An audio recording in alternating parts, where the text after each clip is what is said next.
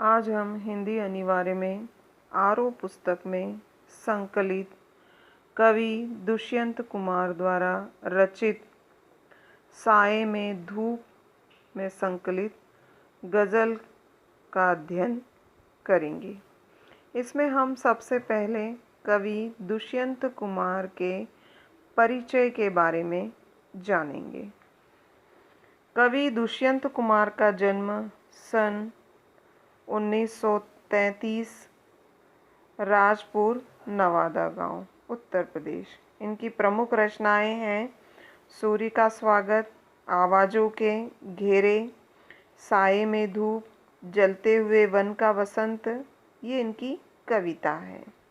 एक कंठ विस्पाई ये इनका नाटक है, गीति नाटक जिसमें गीत भी संकलित हैं। छोटे छोटे सवाल, आंगन में एक वृक्ष और दोहरी जिंदगी ये इनका एक उपन्यास है। इनकी मृत्यु सन 1975 में हुई। अब हम इनके जीवन परिचय के बारे में जानेंगे। दुष्यंत कुमार का जन्म उत्तर प्रदेश के राजपुर नवादा गांव में सन 1933 ईस्वी में हुआ। इनके बचपन का नाम दुष्यंत नारायण था। प्रयाग विश्वविद्यालय से इन्होंने एमए किया तथा यहीं से इनका साहित्यिक जीवन प्रारंभ हुआ, अर्थात यहीं से इन्होंने रचनाएं लिखना प्रारंभ की। वे वहाँ की साहित्यिक संस्था परिमल की गोष्ठियों में सक्रिय रूप से भाग लेते रहे। नए पते जैसे महत्वपूर्ण पत्र के साथ भी जुड़े। उन्होंने आकाशवाणी और मध्य प्रदेश के राजभाषा विभाग में काम किया। अल्पायु में इनका निधन सन 1975 में हो गया। ये है इनका जीवन परिचय। तो जीवन परिचय में हमने इनके जन्म स्थान, जन्म सन और उनके द्वारा प्राप्त की गई शिक्षा और उनके द्वारा किए गए कार्य के बारे में जाना। इसके बाद देखिए, दुष्यंत कुमार का साहित्यिक जीवन इलाहाबाद में आरंभ हुआ। ये इनकी साहित्यिक विशेषताओं के अंतर्गत आएगा। वहाँ की साहित्यिक संस्था परिमल की गोष्ठियों में वे सक्रिय रूप से भाग लेते रहे। नए पत्ते जैसे महत्वपूर्ण पत्र के साथ भी जुड़े। आजीविका ने जीवन चलाने के लिए आकाशवाणी और बाद में मध्य प्रदेश के राजभाषा विभाग में काम किया। अल्पायु में ही इनका देहावसान हो गया, किंतु इस छोटे जीवन की साहित्यिक उपलब्धियां कुछ छोटी नहीं थी।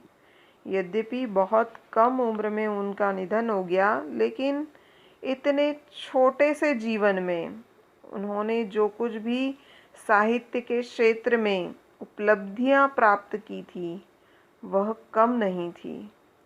गज़ल की विधा को हिंदी में प्रतिष्ठित करने का श्रेय अकेले दुष्यंत को ही जाता है। गज़ल जैसी विधा जो है अधिकांश उर्दू में रची जाती है ना, उर्दू भाषा में रची जाती है, लेकिन दुष्यंत कुमार ऐसे कवि हैं जिन्होंने हिंदी भाषा में गज़ल विधा को प्रतिष्ठित किया, सम्मानित किया। उनके कई शेर साहित्यिक एवं राजनीतिक जमावड़ों में लोकोक्तियों की तरह दोहराए जाते हैं।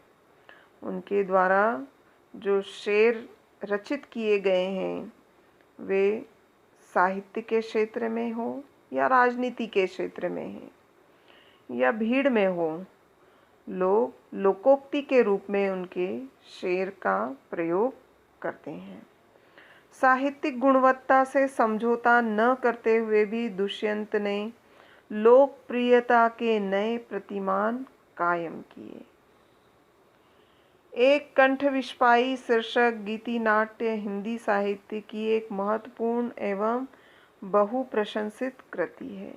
इनके द्वारा रचित नाट्य एक कंठ विस्फाई इनकी प्रसिद्धि का आधार है।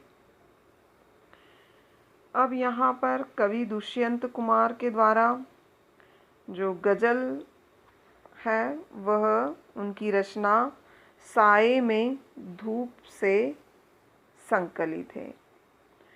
गज़ल संग्रह से यह गज़ल ली गई है। यहाँ पर पाठ्य पुस्तक में जो गज़लें संकलित हैं वह उनकी रचना साये में धूप से संकलित है। गज़ल का कोई शीर्षक नहीं दिया जाता है, अतः यहाँ भी उसे शीर्षक न देकर केवल गज़ल कह दिया है। यहाँ पर लेखक ने बताया है कि गज़ल का कोई शीर्षक नहीं दिया जाता है, इसीलिए यहाँ पर जो उनकी गज़ल संकलित की गई है उसे गज़ल नाम ही दिया गया है। गज़ल एक ऐसी विधा है जिसमें सभी शेर स्वयं में पूर्ण और स्वतंत्र होते हैं। यहाँ पर गज़ल एक ऐसी विधा है जिसमें जितने भी शेर होते हैं, जितने भी पंक्तियाँ व्यक्त की जाती है, वे अर्थ की दृष्टि से अपने आप में पूर्ण और स्वतंत्र होती हैं। यानी एक शेर में जो बात कवि कहना चाहता है वह पूरी हो जाती है। जब दूसरा शेर आता है तो उसमें कोई दूसरी बात कही जाती है। उन्हें किसी क्रम व्यवस्था के तहत पढ़े जाने की दरकार नहीं रहती। दरकार यानी आवश्यकता, यानी जो शेर स्वतंत्र होते हैं, अपने आप में पूर्ण होते हैं, उन्हें किसी क्रम में जमाने की आवश्यकता नहीं होती है। इसके बावजूद दो चीज़ें ऐसी है जो इन शेरों को आपस में गूंथ कर एक रचना की शक्ल देती है। इसके बाद भी यहाँ पर जो संकलित शेर हैं वे यदि दो शेरों को मिला दिए जाए तो भी एक रचना को आकार देते हैं। एक रूप के आपस में गूंथकर एक रचना की शक्ल देते हैं। एक रूप के स्तर पर तुक का निर्वाह और दो अंतर्वस्तु के स्तर पर मिजाज का निर्वाह है। शेर में के अंत में जो शब्दावली का प्रयोग है उसमें तुकांत का प्रयोग किया गया है और दो शेर के प्रयोग पर कवि के स्वभाव का पता चलता है। इस गज़ल में पहले शेर की दोनों पंक्तियों का तुक मिलता है। इस गज़ल में पहले शेर की पंक्तियों का तुक अंत में भी मिलता है।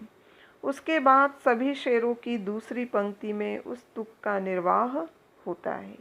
इस गज़ल में राजनीति और समाज में जो कुछ चल रहा है उसे खारिज करने और विकल्प की तलाश को मान्यता देने का भाव प्रमुख बिंदु है। इस गज़ल में यहाँ पर जो गज़ल संकलित है उसमें यह बताया गया है कि राजनीति और समाज में जो कुछ भी घटित होता है उसे समाप्त करने की और उसके लिए उपाय निकालने की मान्यता को प्रधानता दी गई है, प्रमुखता दी गई है। तो आज हमने कवि दुष्यंत कुमार का जीवन परिचय और उनके द्वारा संकलित गज़ल के बारे में परिचय प्राप्त किया। तो यहाँ पर प्रश्न बनता है कि कवि दुष्यंत कुमार का जीवन परिचय अपने शब्दों में लिखिए। तो आपको कवि का जीवन परिचय, रचनाओं के नाम और उनकी साहित्यिक विशेषता का उल्लेख करना है। ठीक है, बहुत बहुत धन्यवाद।